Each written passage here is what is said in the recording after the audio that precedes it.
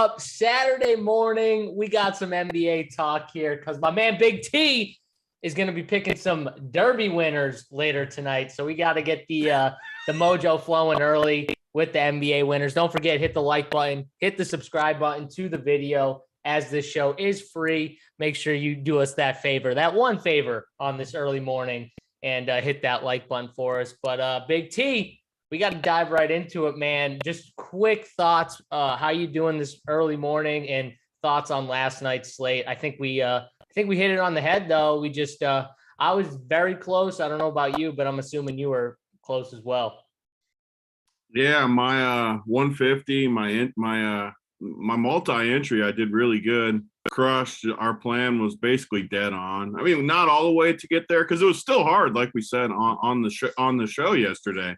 Just because we hit the first game exactly how we wanted, basically, it still had to play the second game, and the second game was ugly too. So it kind of, I mean, the best plays of the slate were for sure the Dallas guys, plus Jimmy Butler, plus PJ and Danny Green, and that's exactly what we said on the show. So sometimes, like you say, you give yourself a chance. You still got to get there. Chris Paul was the downside for sure. I liked him. He stopped me from having totally monster night. I mean, he was terrible, and he was on a lot of my better teams. So he cost me, but again, you got to be right completely and hit everything on these slates. We didn't quite do that, but I would say if you watch that show, it would have been tough to not at least make some money, I would say. Yeah, no doubt. I mean, our breakdown was perfect. I mean, you talked about the two cheapies from the first game that you really liked, and Danny Green and PJ Tucker, who were fine. Danny Green was on the winner, and PJ Tucker was fine. And then I talked about how the only person who I didn't downgrade for either Kyle Lowry or Joel Embiid being on the floor and in the game was Jimmy Butler. I said he was the only person who literally, it didn't matter that Lowry was playing or that Embiid and the other side was playing. He was still going to go out there and do his thing. So I think from that standpoint, we called it perfectly, except the Maxey second half. That didn't help me personally because I didn't have any Maxey. I faded like that entire game. Well, I faded that entire game kind of outside of Jimmy, PJ, Victor Oladipo, and the Danny Green. Oladipo we were definitely wrong about too. That was another one we were we kind of didn't like it though. Yeah. He did finish the game though. He did finish. He was in there at the end, but we were still wrong, like from our standpoint. But he did finish, which was weird. Yeah, I mean, I still think he'll be on their finishing unit for sure. It's just kind of how we said it too, where we like him as far as basketball, but he's still 5K and he still isn't going to be some insane usage guy where he's just going to try to launch the ball. So kind of how it happened. But I couldn't believe the ownership on the other Kleber. He was like, wait, I actually thought for once that I was playing him, and I thought he was going to be like somewhat lower owned.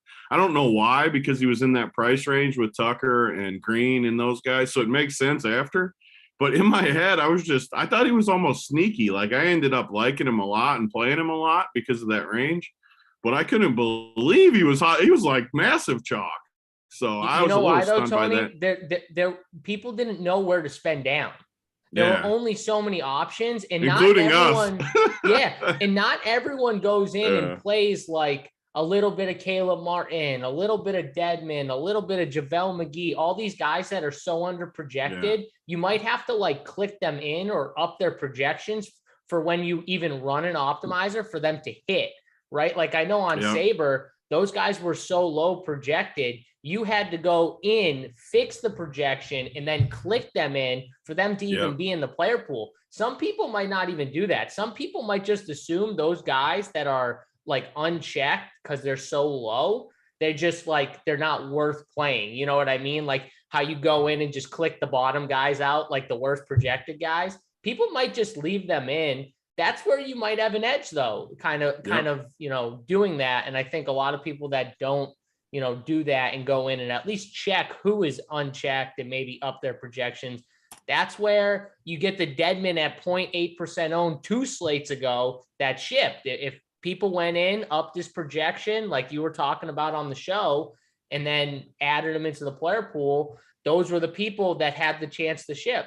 So that's where I think we do get an edge. But I think that's also why guys like Maxey, PJ, Danny Green, even though you were like, oh, there's 3 guys in that range, one of them might be lower owned. I think everyone just jammed those guys in because they which ended up definitely being definitely the right route too. I mean, again, not to like keep choking our chain, but we basically said that, and that's where our owners, at least my ownerships, I'm sure yours ended up. I don't like any of those 3 guys, Kleba, Tucker, or Green, but it was just the slate, and they were going to play, and they're good enough to get you 20 to 30. And yesterday, it just so happened that Danny Green missed every shot in game 2, made every shot in game 3. It's just the way veterans do it, going back home too. And Kleba, he's just better in this series than Powell. Like, it's just Powell should not be playing in this series. It's just, by the end of the series, I don't think Powell will be playing a single minute, and Kleba will be playing even more. It's just the way the series looks. Yeah, we even said Danny Green was the only other one that got a slight bump from Embiid being in the game, right? Because it's just better looks. Yeah. But he hit him. That was the thing. I texted you. I'm like, Danny Green dropped 21 real points and had 23 FanDuel points. That's what you get though with Danny Green, and he was on the winner. So hey, listen, that's what happens. You make the shots. He's gonna be on a winner on a crappy 2-game slate like that.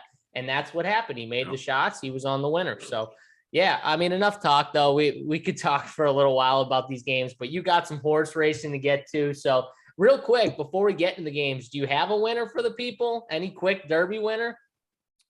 Is this show free today? It is free. Yes, it is free. So I gave the winner, or at least the pick, I think, and I'll give it at the end of the show again, though. All right. Well, all right. So we'll do that. Let's hit the like button. Tony's going to give the horse winner at the end of the show. If you were on the premium, I might put some picks in the Discord later too. As the day goes, maybe I'll just for the premium members, whoever wants to tell people, I'm definitely no horse expert, but I'll put my picks in the thing. Maybe some people want to have some fun with them in the premium side later too. Yeah, there you go. You're you might as well throw some picks in for the people and give out. I wouldn't recommend telling me because I'm going to definitely be doing more gambling than usual. So, but I do run pure at times. So if you want to try to hit some good money with me, hop in that Discord later today. How much Maxey did you end up with last night after not liking him? Yeah, we can talk about that for a second because I always on the show. It's a free one that some people probably didn't watch it yesterday, but I was pissed after lock because I actually had 50% Maxey on DraftKings. I don't know what I don't remember on FanDuel. Probably even more on FanDuel, honestly. But on DK 50%, and I was just so mad because I was in the hotel, didn't even realize it. I hated Maxey. I didn't hate him. I projected him for like 30, but he was 7K. So I don't want a 7K guy that's going to get me 30 usually, but it was just the way the slate went, I guess. The optimizer got it for me, and obviously it ended up helping me. And I also wanted to play Embiid and got 0. So that's kind of why I won yesterday. I didn't like crush, but it's why I won. No, so you got to get lucky sometimes. On the winner. Hey, he was on the winner. That comes back to the point that you always talk about where you're like, don't X guys out. Unless you just for sure don't want them. Like, that's the only time. But guys like Derek White the other day, when we pulled him out of the player pool, I wouldn't even under project him. But like guys like Maxey, Tobias, when they're 7K and you don't really want them, but you want them more than who was the example? Oh, Bridges yesterday. Like, yeah, we don't love Maxey and Tobias, but we want him more than the 6K guys. Then just project him higher than the 6K guys, and it doesn't really matter. If he hits, he hits. If he doesn't, he does. And sometimes, like yesterday, he just hits more than you would think, even at 30 projection. Me personally, again, I'm no MME expert, but just from doing it a little bit the last couple of slates, just trying it out, I noticed that for me, I will X out cheap dudes and studs, but the mid-tier guys I like to keep. So anywhere in that mid-tier range, because I kind of know what I'm doing. Like, I know if Derek White at 80% goes out there and puts up 30, I'm probably going to lose anyway. Like, I know what I'm doing when I take him out. And same thing with like Joel Embiid. I X Joel Embiid. I've X James Harden out of like every slate this series. Like I haven't liked Harden. Worked out well. Yeah, but again, I know like if Harden has a triple double and he outscores Luka, like I'm screwed for this slate. So you just got to know what you're doing. I think it's a lot harder to X out those mid-tier guys though. So yeah, I agree. Let's move on to this slate though. Let's talk these two games. I'm so happy, honestly, to get two games that I'm actually looking forward to on the slate, Yeah. Tony. I mean, Why these are couldn't the they series, shift these man. up? I just wish we had East one night, West the night, so then it would be mixed and matched because these two series are so much better. Like just to It's got to be watch the it. timings, right, Tony? Like the slate, because we can't have both I East guess. games at 7 and Yeah, 9:30 or it's got something to be like what it that. is. I mean, they're obviously smart, so I'm sure they have thought it all through. But just as far as pure watching it, we wish that would happen. But still, Oh, I guess it's nice though. You get both good. It turns into a good two gamer and then a bad. But I don't know. This is definitely the better of the two series. yeah, no doubt. All right, we'll just go, obviously game by game, starting with the first game here, Boston, Milwaukee. Milwaukee 1.5 point favorites here at home in Milwaukee. We got our guy Tito. I'm sure he's going to be in the Deer District. He's going to the game. Or at least he's going to be down in the Deer District for the game. I know he's not missing one of those. So shout out to He's got to him. be in a And dilemma today a little bit though, because it's a big MMA card today. He's there's no way he wants to miss that. I mean, we got a he's monster MMA card today. He's a young buck, Tony. He's probably going to be, he probably got all his stuff done early. He's already probably getting ready to go down He's in the probably Deer already at the District. Deer District. Oh, yeah. He's already drinking, I'm sure. He's already with his buddies drinking, talking to some females, saying what's up. So that definitely, I expect nothing less. Oh, I will say, though, actually, he wouldn't be because he's got a show at 11 a.m. So they got the MMA show at 11 a.m. So he can't go to the Deer District till after that show. So That's what we give you at Run Pure. I'm at the Derby. We're doing a 9 a.m. show for the people. Titles at the damn Deer District, and then he's got MMA at 11. That's what we do. We take care of you at Run Pure. That's right. That's right. And JSU just sits at his house and his dog sits He under picks winners, though. The picking the winners is integral. I mean, you got to have that anchor behind the whole operation. You were golfing. You picked some winners last week while you were golfing. This is true, actually. I did pick some winners golfing, and I've hold a new respect for golfers because my God, that sport is not easy. It is not easy, man. You hit one ball straight, you feel great. You start jumping on the hole, and then you pound one left, and it just swings left, and you're like, I hate. Never this gets sport. easier either, no matter who you are. No. Even guys like Rory, I mean, it just doesn't matter. Like, God, what happened to Rory? I don't even want to. Let's not get into Rory right now because I'm just happy he made the cut. Yeah, that's true. He didn't miss the cut. That's true. Give us a low performance today, Rory. All right, let's get back to basketball here. We got to get this done. So, Tony, just from a game perspective, breaking this game down, 1-1 in this series, going back to Milwaukee. You got a 1.5 point spread in Milwaukee. I mean, what are you doing here? Do you like the Bucks in this game? Do you think the Bucks bounce back, or do you think Boston figured something out a little bit? Whew, my internet is lagging, so I apologize if I lag on my voice. You can still hear me, right? Yeah, I can still hear you. Yeah, I know you were asking me about the breakdown, but it was breaking up. So I like Boston a ton in this series and today. Pretty much this series, I'm just going to be on Boston. I don't really see, outside of injuries, me changing much. I'm just going to keep going with the same approach. And the next game, I will have a different approach than I've been having. So it's kind of a little flip-flop for those of you that have been watching us every day. But the first game, I'm still the same way. I'm a little disappointed that Marcus Smart's back, so we're not going to get Derek White chalk again. And it's just funny how DFS works because I almost have more interest in – I don't like Derek White. I'm not saying that. I kind of put him in a similar bucket to the plays yesterday in that 4K range, though, where I don't like him. And if he's like low owned, though, at 4K, I don't mind it as much as 80% as a starter, as crazy as that sounds. And I don't like him. I just want to throw that out there. Like, I'm not saying I'm forcing him in, but say I found a perfect team and I got to the end and all I had to do was play Derek White, I wouldn't totally hate it this time, especially after he let everyone down. So I just want to throw that out there. But I am glad Smart's back as far as basketball. Makes it a better series just having all their dudes in there. And I don't know, like the pricing is pretty fair. Tatum, feels a tad overpriced to me at 10K, but he has been good. Now you got to realize all these role players like we saw yesterday are going to be better in Milwaukee. So as far as the Milwaukee side, not the Boston side, I probably phrased that bad, but so some of these guys like Grant Williams and stuff that were awesome at home and banging on Giannis and leaning on him, I don't know if it'll be as friendly as we head to the road circuit. And even though I love Boston, I'd be a little worried of a guy like that's kind of why I brought up the Derek White to begin with. But so Grant Williams, 4,200 coming off a great game. Derek White, 4,100 coming off a stinker as chalk.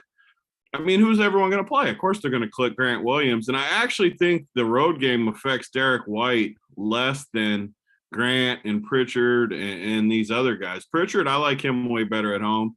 Derek White's style doesn't really matter home or away all that much is because he just doesn't depend on his scoring and stuff. He's going to have to get some boards and some steals and some just random stuff to get there. So I don't really worry about it as much. I'm waiting for a Time Lord eruption too. Like he wasn't very good the first couple games, didn't really get it going. I think he could be the difference maker today for Boston, Time Lord. I'm just waiting for it, and the price is right today at 4,800 to have a big game. So I don't know. Jaylen Brown's still a good price. Horford's still a good price. Smart, you can always play. I mean, he's going to play a ton of minutes outside of foul trouble. So I like all those guys. The only hot take would be maybe Derek White over Grant Williams in that range, and then Time Lord, big game coming. Yeah, Time Lord. One issue with this series, I think, in my opinion, is him staying out of foul trouble. He's struggled with it. I think another thing too, like Brook Lopez doesn't fit in this series, in my opinion. Like they need to pull him out. They need to give more minutes to like Pat Connaughton. Javon Carter's been getting a little more run. He's at least playing like tough defense and giving them some decent minutes here and there. But like they need to find something else with this like Giannis at the 5, Bobby Portis lineup or something, or go Giannis at the 5 with a bunch of like guards, like Drew Holiday, Grayson Allen, Pat Con, and like 2 other dudes, whether it's like Javon Carter, Bobby Portis or Wesley Matthews, like something like that. Cause I just don't feel like Brook Lopez matches well for this series. And when that happens, how does Time Lord, because Time Lord's going to have to get stuck guarding like Bobby Portis or Giannis. He's not going to guard Giannis, but when Giannis drives to the hole, he's going to be the one helping to protect the rim. And that's where he gets into foul trouble. That's my issue with Time Lord is in Milwaukee. You were talking about Grant Williams not being able to lean on Giannis as much. Well, get ready because when Robert Williams meets Giannis at the rim, I don't know how many calls he's going to get his way. It's going to be a lot more Giannis. That's what I worry about. The guy who's been awesome, though, and you hit right on the head this whole series so far is Al Horford. Because this team, it's like a perfect matchup for a guy like Al Horford, who can do just a little bit of everything, but the way he can stretch the floor, he's just perfect. And he was 1 for 5 from 3 last game, still put up 40 DK points. So that just shows he doesn't even need to like hit his threes for him to be like for him to have like a good fantasy game. And at 5'9", his price hasn't moved enough, Tony. Like it hasn't. Yeah. It's just stuck there. He falls in that same bucket as Jay Crowder, as PJ Tucker, these guys that literally would make every team in the league much better. And that he's the Boston version. Like he's just perfect for the playoffs. He's going to play good D. He's going to hit open shots. He's just good. He's just a good player. And yeah, some games maybe he gets foul trouble, maybe he misses some shots and doesn't get there. But overall, at 5,900, I think that's his price, 5,900. That's just too cheap for him. I just like we didn't have plays like that on yesterday's slate where you can feel confident playing a guy like that. And the mid-tier guys we had, Tony, those mid-tier guys were like DFS, Reggie Bullock, Mikal Bridges, guys who we were like, give us 25. Like, don't even give us like 40. Give us 25. And Bridges was on the winner too, I think, yesterday. With only like 26. Points. Yeah. Yep. That mid-tier build, like, you don't need a lot when a lot of dudes just flop and it's Luka with a bunch of just like mid-tier guys that played 40 minutes. And on yesterday's show, we were talking, give us the guys who play 40 minutes for Dallas and let us just hope they don't get into foul trouble. Like, hope they don't get hurt, hope they don't get into foul trouble, and we'll be fine. And that's kind of what happened on the winner. You saw a lot of those guys on the winner were just dudes that played massive minutes and got there on just minute volume alone. Not that they played great fantasy games, you know what I mean? They just got there with the minutes and stuff like that. So, yeah, back to Boston, though, like Jaylen Brown's price tag, another guy just hasn't moved. We saw a monster game out of him. I would expect him he needs to stay aggressive because they're throwing everything at Tatum. And I love Tatum, but like someone like Jaylen Brown needs to step up. I don't know. Marcus Smart's been so banged up. They were talking about like his hand or his thumb and then his thigh. And like he had all these like nicks and knacks and bruises. And he finally got one that would just took him out of a game. But like he's been banged up. He plays through it because he plays so tough. You want to talk about another guy who's always on the ground. He's always in the mix, getting hit. That's Marcus Smart, man. That's the way he plays. But like they need someone like Jaylen Brown to kind of, when they're away from home, to step up. Maybe Smart steps up too from a scoring perspective. He's just so hit or miss offensively. Al Horford, I think, is a lot safer than a guy like Marcus Smart. But I'll probably have some just because I think you would agree this game, I think there are a lot more pieces than like on last slate where we had two games where we didn't feel like we had many pieces at all from either game. And we were picking like the best of the worst options of bad options. On this slate, it's like reverse, Tony. I think we've got good pieces from both games and we're picking good pieces either way. So I want to see what ownership shakes out to, because if some of these guys were to be lower owned than others, I might boost them a little. Like you were talking about with Derek White. I agree.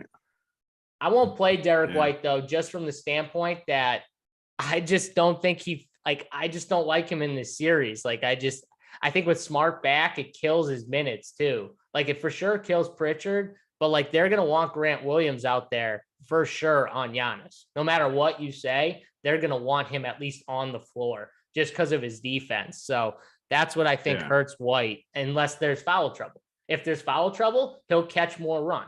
So that's where you get the leg up if you play a guy like White. What are we doing with the studs? Like, is Giannis just the top stud before we move to the second game? Because that's the way I kind of look at it. He's just the clear number one play if you're spending up, right?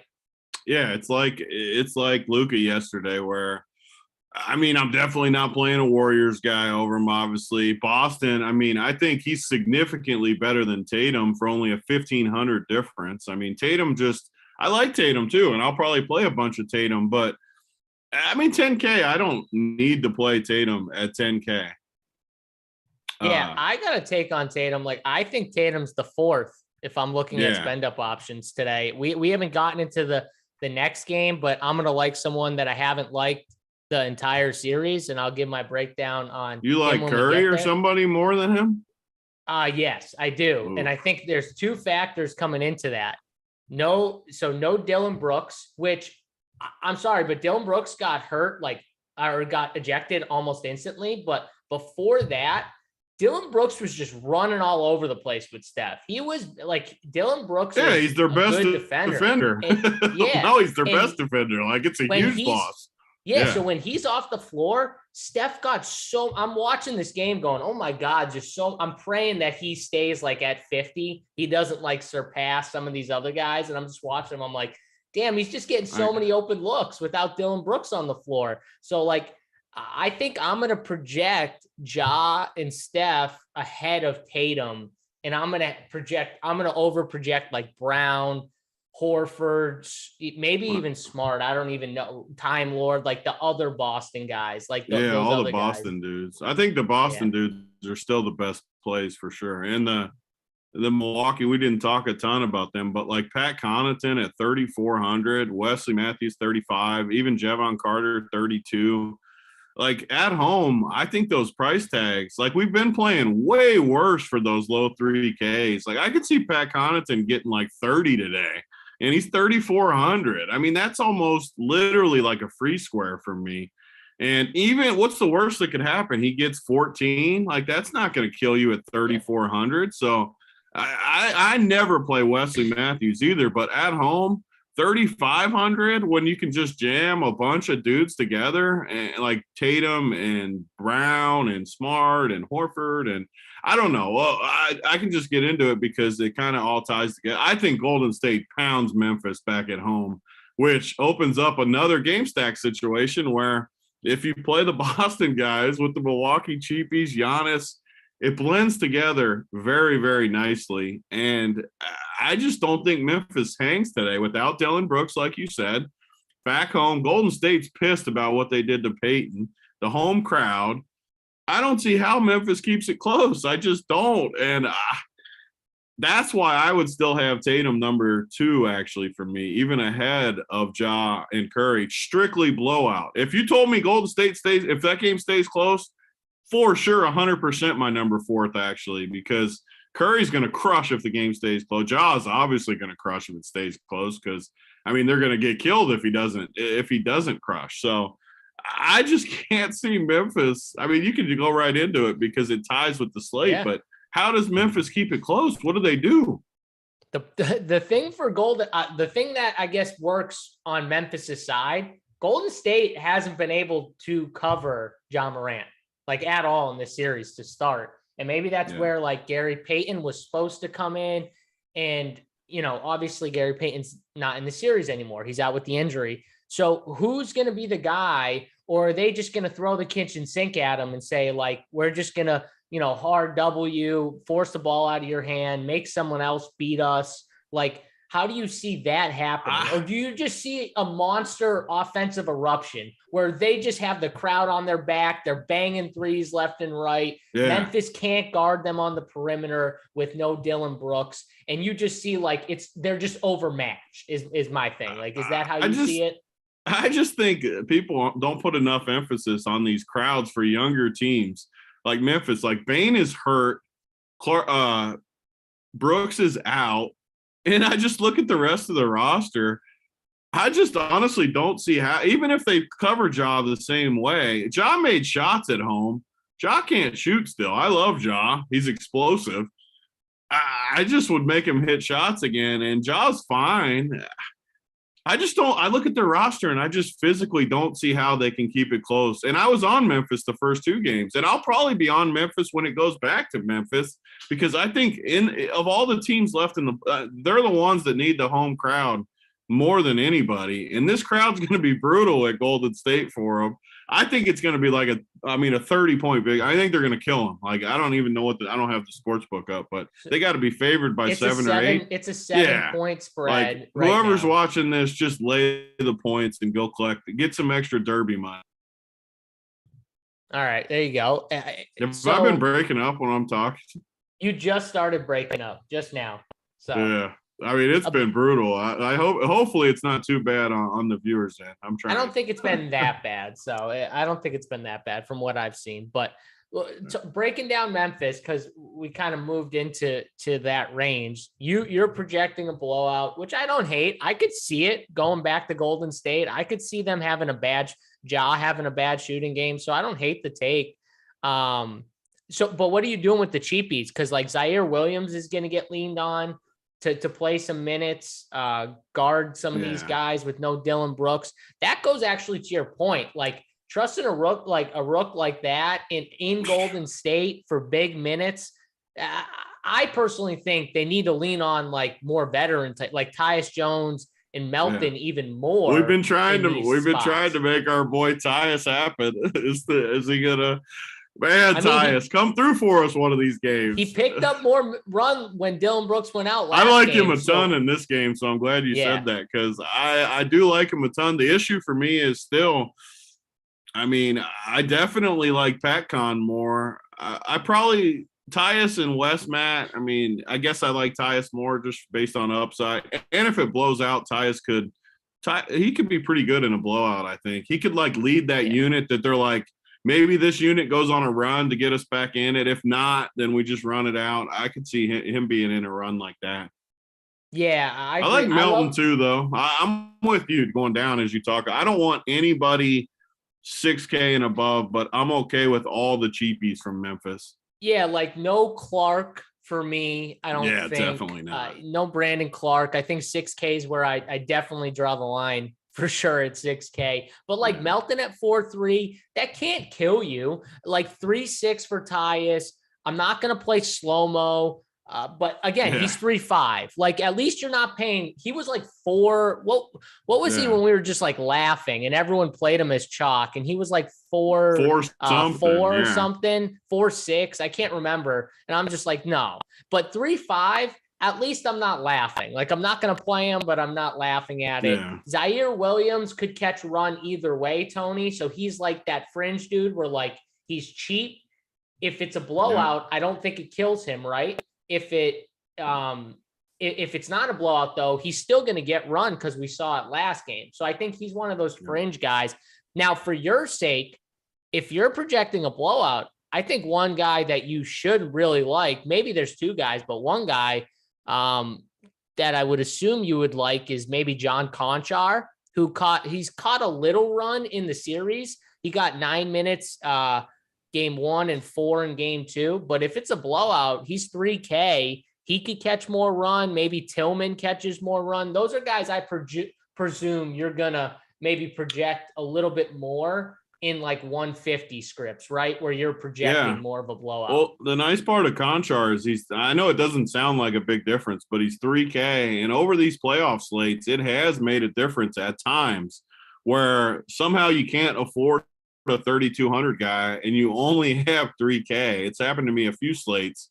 So I would definitely project him lower than the other guys. But if you need a 3K guy and you want to be different, again, if it's a 30-point game or something, he could play the whole fourth quarter and crush for you. So I agree. I'm okay with any of the cheap guys in this. Anybody from Melton below 4,300. Tyus, Zaire. I'm not going to play slow-mo even at 3,500 just because I don't think I just can't play. When I watch him shoot three-pointers, I want to like stab my eyes out because it is the worst shot I've ever seen in my life. And I just can't do it. I just can't play him even at 3,500. I do agree with what you said though, where I should probably just leave him in there because he can get you like 25 here and there just through random stuff. So I probably should leave him in there in my 150. He needs a close game, Tony. Yeah, like if you're playing him, he needs a close game. He's one of those guys. Yeah, you're right. And I'm going to be at the Derby anyways today, so I'm just going on the script that they get blown out. So all my teams are going to be based on a Golden State blowout. So I doubt I just won't probably have him. I kind of like. I probably won't play Tillman either. Tillman kind of sucks too. He does suck. I'm just saying he would catch more run if it's a 30-point game, like going into. You think they'll play him even though he's starting? Because he's not like an actual starter. I know. Like, I get it. I just like if they're starting him in a game, I just struggle to see him like. I mean, he probably is. You're probably right. I mean, I'm not saying he won't. Either way, then we got a bunch of cheap guys. I doubt I'd play him. Adams is back, Tony. Do they start Adams for the 4 minutes or whatever? Adams is back? Yeah, he's back. Like he's 3-4. He should be back Really? Today. Yeah. I actually think that he might be a good play then. I didn't know that. He's active. He's so cheap, and without Brooks, they might just try to go big or something. Yeah. That price tag is so cheap. If he starts, only if he starts. Yeah, like I want him. So he's going to start over Tillman. No way they start Tillman over him if he's actually good to go. They'll play even if it is the 6-minute roll. All of a sudden now though he's 3,400 for the 6-minute roll. You can make a case that, and then if he plays good, it's not like they're going to take him out if he plays good or something. So I actually don't hate it. I'm glad you brought it up because I obviously didn't know that. Yeah, 3,400. Yep. As long as he starts, though. If he doesn't start, don't play Steven Adams. All right, so to the Golden State He's got to start side, though.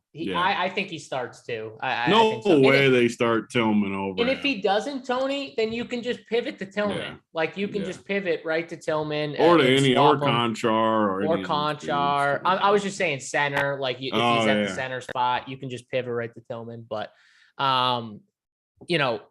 going to the Golden State side, you've got guys like Steph at 9.2. You talked about him a little bit. you like the Tatum Giannis over Steph, but I assume you like Steph more than Ja because you like the blowout idea. I'm still gonna play Ja over Steph. Okay. I can't. If the game stays close, it's gonna be Ja crushing. I can't. The problem with Curry isn't Curry for me. It's that they got Poole and Clay and Wiggins even. It's just I just can't see how in a close game Curry ever outscores Ja. I'm sure he will in one of these games in the series, but I'm just going to play the odds. And I just like if it's a blowout, I think Curry will crush Ja, which is my plan. So I guess according to what I think happens, I would take Curry over Ja, but I'm not going to play either. I'm just not. I think it's a blowout. I think, though, like if this game did stay close with all the cheap pieces to combine with all like these studs and stuff, that's going to be the winner, right? It would be like for sure. There's a lot better cheapies today. So you're right. Maybe I should leave them in because they could realistically hit the winner at a lower number too. Because what if the Bucks? I'm not saying they do this, but what if the Bucks blow out the Celtics? Giannis, then I'm definitely going to lose. Yeah, Giannis has 55, and somehow Ja and Steph outdo Giannis, which you can get and you can go that way too, for sure. Like it's the same as we say every slate. Like you can build teams based on an early blowout, and that's going to be way more contrarian, I think, just the way the slate sets up. Yeah, for sure. We got Alfonso in the chat says Tyus Jones is Danny Green tonight. I disagree with that. That's offensive to me. Tyus Jones, he does not need to be home. I think he's much better than Danny Green. He can actually make big shots without pressure. Like he's a pressure dude, in my opinion. You can give him the ball at the end of the game. Danny Green's been pretty good in his career in the clutch. I'm talking about right now. I'm not talking about Danny Green's career. I'm talking about right now. I'm saying that's offensive to Tyus Jones right now. He's trying to bring this to Good Mojo, though, is saying Tyus is going to crush for us today. I like that. I do too. I'm with him there. I got another play in this game too. What's the play? I always if I'm like cutting you off, I feel bad because my thing is breaking up like none other, so I don't ever know when you stop talking or not. Okay, but listen, you can't say I got another play and then just not. Well, I feel bad because I feel like I keep cutting you off, so just tell me to shut up if I ever cut you off. Come on, I'm the host and I'm second to Boss T, so I got to listen to my boss right now when he has a winner. I got to sit there. I'm not used to not having good internet. It's a struggle here, but. It's funny though because I hear like half of what you say, so I got to like piece it together with what I think you're saying. So it literally breaks up, and I hear half. Don't of the words. Listen to him, people. He's literally just half listening to me. It's like what I do to my fiance all the time. Half listen. But eyeball test. One guy from the Warriors that I feel like is just going to crush, and he fits both molds: blowout, safe. Kuminga at 3,100. He's played a decent amount. They need him to guard a little bit. He will play in a blowout, I think. And you get that 3,100 price tag where, again, you just don't have risk on these slates. There's so many studs. I love that he'll play in both routes, too, the close game and the blowout. He's perfect for my build where I want a blowout late because, man, if he could get that whole fourth quarter run with how athletic he is, he could bring us home and be the shipper as we're coming into Saturday night. I could see him in the fourth quarter shipping it for us. I love Kuminga today. All right. I like it. Like you said, a guy that's probably going to get some run either way. So I guess he doesn't kill you at 3,100. Yeah, I could see it. How many minutes did he play last game?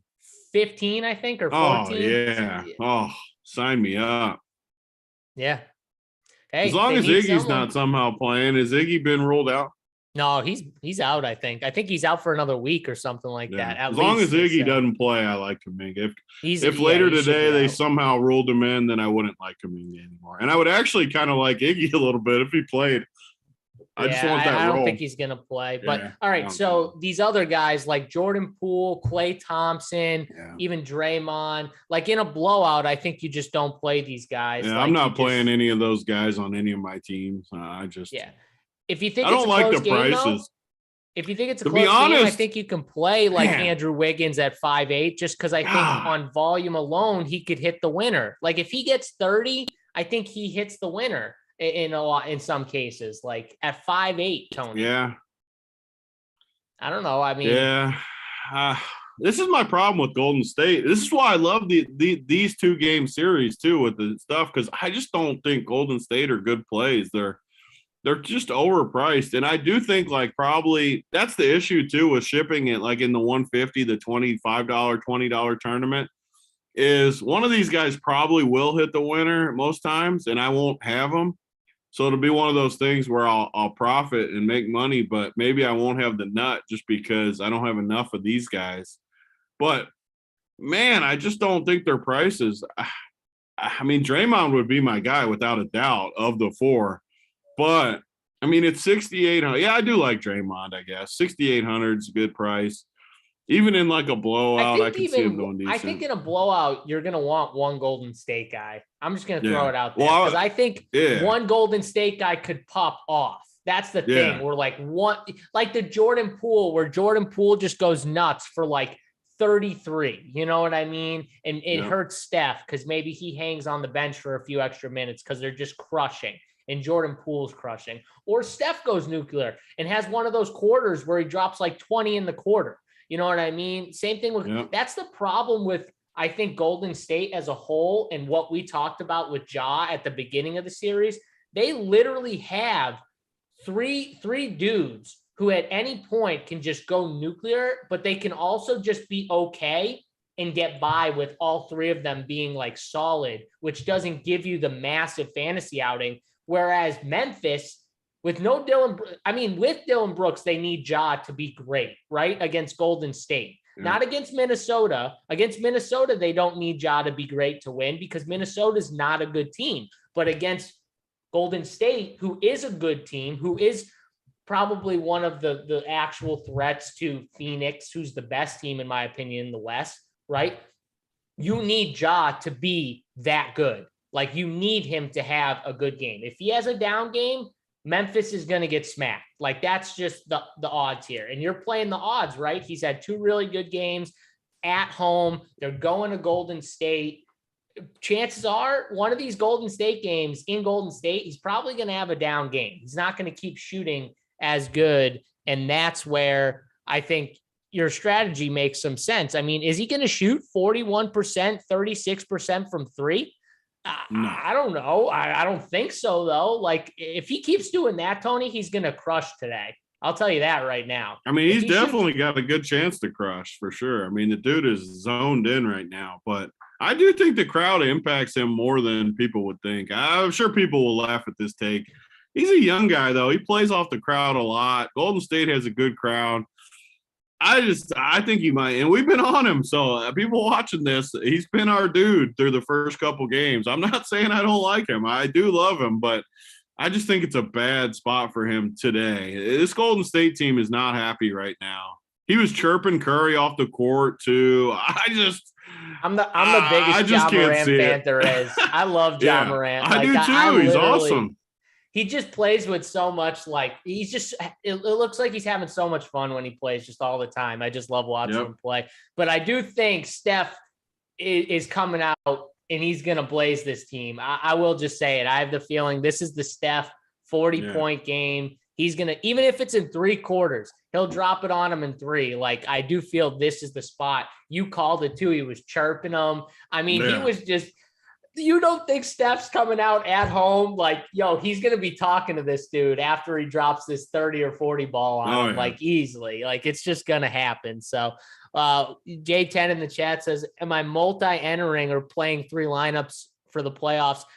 Tony called me out, said I need to multi-enter for the playoffs. So I stepped up. I've multi-entered the last 3 slates, and I've done pretty well. I've actually made money. Yeah, you're going to crush. Slates. That's why I told you to. You've been costing yourself, especially when it's shorter slates. Maybe not when it's like massive slates. You don't need I do like the game theory part of the multi-enter with the 2-game slates. I will say. So I've done it the last 3 slates. It's been profitable. I've been on the right side. I will just say, like, you get lucky. There's some luck that that's what's fun about the 150. Well, yeah, but I'm saying, like, when you full fade James Harden, who's 60% on one slate, you're gonna win a lot of money. You know what I mean? Exactly. When you full fade Steph Curry on a slate and he's popular, and you full fade him and he goes for 40, like, you're gonna win a lot of money when you have Ja over Steph. And Ja goes for 60 something. So, like, those are plays where you're like, okay, I think one's better, but is he that much better? I just said I'm going to play Ja over Steph, and it helped me. Same thing with the guys over Harden. Like, Jimmy over Harden has won me a lot of money in that series. So Jimmy just keeps crushing coming in too. He's just a big game player, Tony. Yeah. Just give him the ball, get out of his way. Jimmy Butler, I like. Even though I can't stand watching him, like, play offense sometimes because it's kind of boring, I just like that he plays so hard and he rebounds. Like, he's a man. He goes right in there. He's just the best. He's so good. I mean, he's like a top. I mean, everyone always makes fun of my list, but for sure, like a top 10 stud who you'd want. I mean, I probably couldn't even personally, I'd put him in probably my top 5, just tournament wise. I mean, in playoff wise, not tournament wise. You would put him in as a guy you'd want on your team. I could tell. He's a guy I want on my team. Absolutely. In the playoffs. And he doesn't need if another guy's got it going, he's perfectly fine just going and standing on the side and watching him do it too. So, that fourth quarter in game 1 where he stayed on the bench and let Oladipo, Hero, and finish it out. He was fine. He's truly about winning. Like, that's what he's about. And if people don't work hard, though, he'll call them out, which I also support. We see it at the end of the regular season. I don't know what that was about. I'm sure he's not easy to handle at times, but neither was Kobe, neither was Jordan, neither were a lot of the people. I'm sure Kerr hated Jordan. You listen to him talk about it all the time. He said Jordan was the worst to play with, but he also held them accountable, and they won a lot of games because of it. There's a reason why a lot of guys hated Jordan. Jordan was, he wasn't easy to be, even on the team, on his own team, his teammate. Like, he's just not an easy person. But to win, sometimes you need a guy like that who's just going to hold you accountable, be ruthless. He doesn't give a shit. Like, you do one good thing, but then you do 2 bad things, he's calling you out instantly. Like, no he'll give you credit, though, when you play good. That's how it should be. Yep. He'll be the first one to congratulate you. No doubt. All right. So, Tony, I know we got to get out here in a few minutes, so I want to make sure we give our final winners. You can give your horse betting winner too for the people who haven't. But let's start out with kind of like just overall finishing thoughts on the slate, our plays of the day, and then you can quickly give your horse betting breakdown. Okay. Well, what am I doing first? My winners? So just give your plays of the day, kind of your overall slate finishing thoughts. So I'm definitely going to build around Boston again, just because I don't think they're going to play that deep either. I mean, Grant will play, White will play a little. I mean, they're only going to go 7 or 8, but I think they're going to play their main guys huge minutes again and try to get this W. So I would lean on them. And like I said, I'm going to fade Golden State for the most part. My sneaky play, though, especially if you're building how I want to build, is Kuminga. I think he just plays so good with an early game stack where you put PatCon and Kuminga in there as your cheapies. You can fill it up with Giannis and Jaylen Brown and Horford, and it just really comes together nicely. So that's going to be my plan. Like I said, I think whoever's watched it knows I'm for sure picking Golden State in a blowout. You can even bet the alt lines if you want. Like, I think they could win by a big number today. So get some alt line prices. And then I think Boston wins a close game, but I'm not totally in love with the first game. I do like Boston. I love Boston for the series, but I think they'll probably split in Milwaukee, go back to Boston 2-2. I don't know who. I'll definitely go the other way the next game, whoever wins this one more than likely. So my official picks, though, would be Boston and Golden State. Yeah, I mean, if Boston can play Giannis one-on-one for a majority of the game and have success like they did last slate, they're going to win. And if they can't, they're going to lose. Like, that's just how it's going to go. And I just don't think they're going to be able to do it every game. Like, they're going to drop some games. So I agree with you. Like, they're losing probably one of these games in Milwaukee. They'll probably split. And, that's just what it's going to come down to, in my opinion. My play of the day. So I have a feeling that it's going to be a Tyus Jones game. He's just a veteran. He can make big shots. I'm not giving like I'm not giving like John Morant as my play of the day either. Like, I want someone who has a little risk to it, but like at the same time could catch some extra run. Everyone likes Zaire Williams. Everyone likes D'Anthony Melton. Tyus Jones might be that guy right in the middle that people aren't giving as much love to. But listen, if Tyus Jones starts off the game good, he's gonna stick. They're gonna keep him in there and give him some good run. And if it blows out, I still don't think he gets affected by that blowout. I still think he can get run in almost a blowout where Ja's losing run. And maybe he somehow in that standpoint outscores D'Anthony Melton, who maybe comes out of the game. So that's going to be my guy. I love Tyus Jones today. And then just a couple questions before we get out of here. If you're playing 3 max or 20 max GPP, would you recommend removing players out of your player pool? So we talked about this. Like Tony talks about it all the time, where like, if you hate like a chalky dude that's really cheap or whatever, you could remove him, but like, you should just under project most of the guys, unless you just have a really strong stance on like I had with Harden and Jimmy Butler. Like, I thought Jimmy Butler was way better than Harden and Embiid. And I said it on the show, like, I'm just going to, play Jimmy Butler over Harden and Embiid, play Luka over Harden and Embiid. I'm going to take those dudes out. You don't have to do it though. You could just massively over project that guy that you love. Let's say it's Steph today. You could just over project him over Tatum in Ja. And I don't know if you want to do it over Giannis, but if you liked him over Giannis and if you do that, you're going to get a ton of Steph. You're going to probably get him on most of your lineup. So like, you can do that stuff, but if you have a really strong take and you just want to remove a dude, I have no issue with it. It's probably not the right thing to do if you're doing 150 every day, right, Tony? Like, that's kind of more the point. Yeah. I mean, everyone's got to be comfortable with their own process for sure. I mean, you got to know what you're doing. Tons of really good players don't pull anyone out of the player pool. I know like Whistles, I've talked to him a bunch. He's not pulling anyone out. That's kind of what we do at Run Pure, though. We're going to take more stands than a lot of the other people, and we're good with it. Whether it's right or wrong, that's how we do it. And yeah, I agree. I mean, I'm definitely going to pull people out today, though. Like these Memphis guys, I am definitely pulling out of my player pool today. Like I said, no one above the cheap guys I'm playing from Memphis. So that's my stand today. I'm not going to play Clay at 7,100 either. So I'm sure he's coming out of my pool. There's just, if Clay beats me, I'm okay with it. Clay's got to be 6K for me to want to play him. Yeah, could he drop 40? Absolutely. We've seen it a ton of times.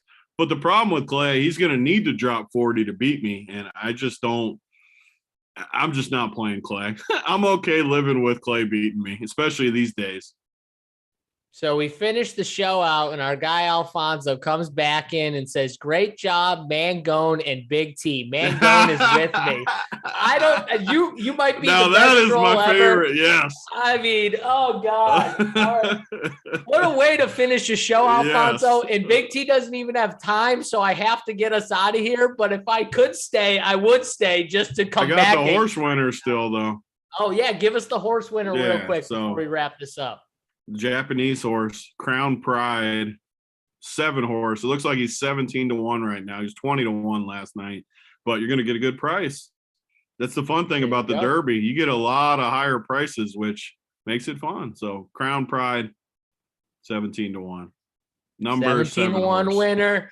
Alfonso, I'm coming for you. If you're in the Discord, hit me up, buddy. That's good mojo, Alfonso. Yeah, hit the like button on your way out. Subscribe to the YouTube channel. Stay tuned. We got the 11 a.m. show with our guys Title, DC, and Keg breaking down the MMA winners for the pay-per-view fight tonight. You don't want to miss out on that. And for me, JSU, Big T, good luck in all your contests. Helmet, wrap this thing up, buddy.